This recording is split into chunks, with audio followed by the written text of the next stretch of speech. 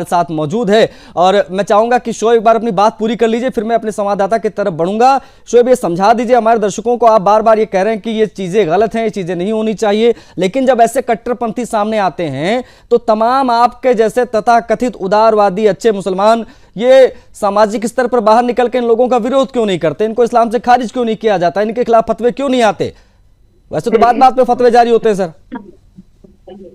देखिए आशीष भाई, ये जो आप बात कह रहे हैं मैं इस बात को मान रहा हूं, लेकिन जितने आप इल्जामात लगा रहे हैं उसमें कोई ठोस सबूत सामने नहीं आ रहा है कि कितने मुसलमान या कितने वहां के लोग इसकी मुखालफत कर रहे हैं। और भी आपने कहा अहमदनगर को अहलिया नगर कर दिया, कि मैं उसकी मुखालफत नहीं कर रहा हूं। आप बताइए, ताजमहल जो मुसलमानों को बनाया हुआ है उससे अरबों रुपया गवर्नमेंट को आ रहा है। नहीं, हमारे लिए वो सब तेजो महल है, हम उसको ताजमहल नहीं कहते, हम उसको तेजो महल कहते हैं, वो तेजो महल है। देखिए आप खुद ही जब पार्टी बन जाएंगे तो क्या होगा? नहीं, इसमें पार्टी बनने वाली क्या बात है भाई? बैठे हैं आप बात ही सुन रहे।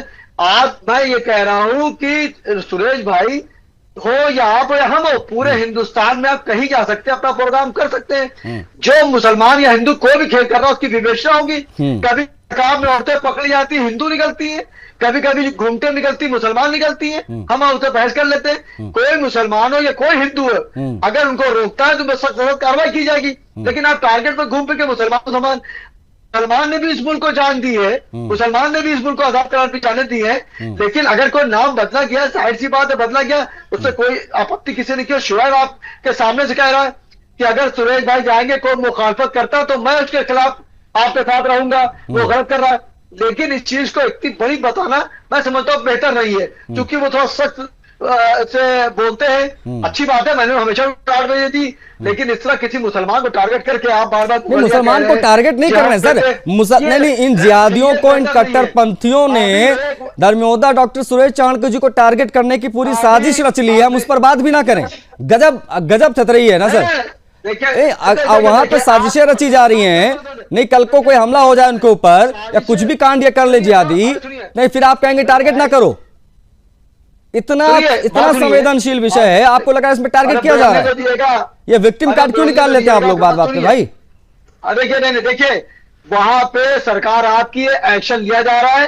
एक बात निकल के आई है, पुलिस वो एक्टिव है। अगर सुरेश भाई के साथ कोई बाल बाका करेगा उसको बख्शा नहीं जाएगा। मैं आपसे कह रहा हूं उनकी औकात नहीं है सर जो कुछ कर पाए, लेकिन ये जो साजिशें रची जा रही हैं, ये जो साजिशें रची जा रही हैं, हाँ अब आप नेशनल चैनल पर औकात कह रहे हैं। अच्छा, हाँ बिल्कुल नहीं है, अरे बिल्कुल नहीं है। जिहादियों की क्या औकात है भाई? देखिए जिहादी ले आप देखिए, अरे भाई नहीं तो जिहादी नहीं तो क्या है इस तरह की लैंग्वेज भाई?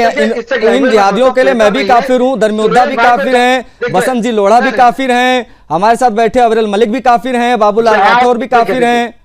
देखिए आपको छोड़ के जिहाद को आप गलत वे में देते हैं। जिहाद जद्दोजहद से जिहाद होता है, सही बात है। नहीं, आप तो खैर पहले भी स्वीकार कर चुके हैं कि छोटे मोटे जिहादी आप भी हैं, ठीक है, आप भी तो स्वीकार, हाँ ओके।